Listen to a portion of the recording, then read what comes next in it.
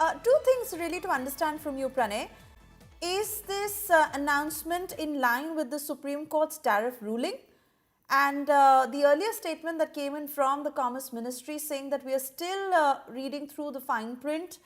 So no definite statement on that front from the Commerce Ministry on our side to really be able to understand what this means for India. How do you deduce both these developments? Which is quite obvious, Suresha, because the situation is fluid in Washington, D.C. The way U.S.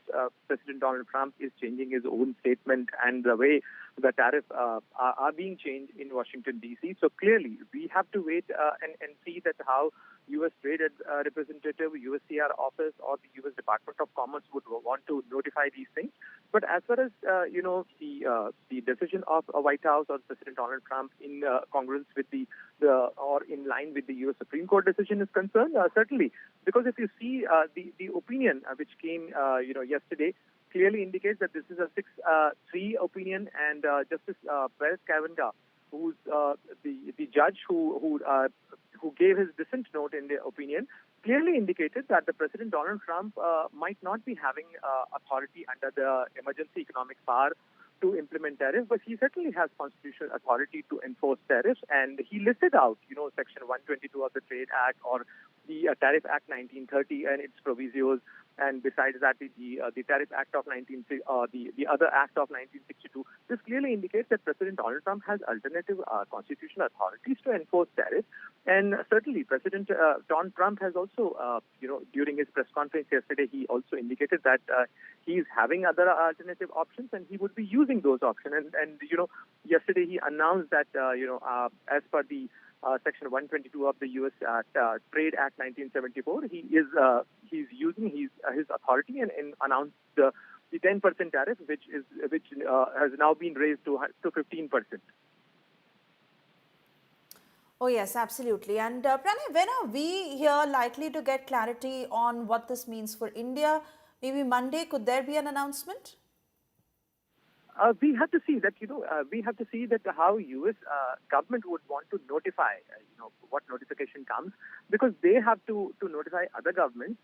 Ultimately, this is for the U.S. importers, and they would be charging for the exporters from India. They have to process their exports, and the U.S. importers also have to get those products booked, and that entire complex trade process has to be aligned with these new tariff arrangements, and therefore the U.S. government would notify us.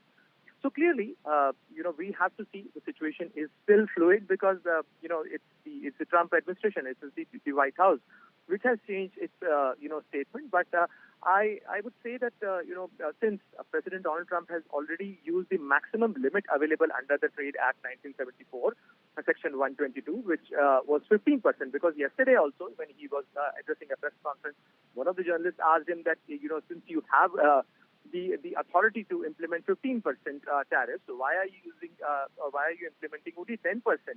To which he responded yesterday that to begin with, I am announcing this 10% global tariff on every country, which is quite in line with the reciprocal tariff he initially announced in April.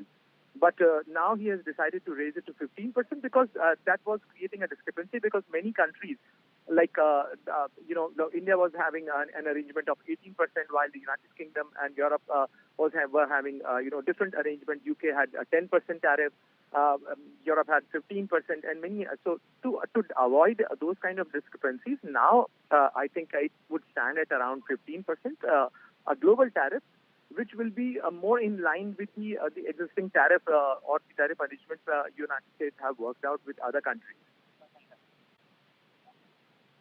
Absolutely, Pranay.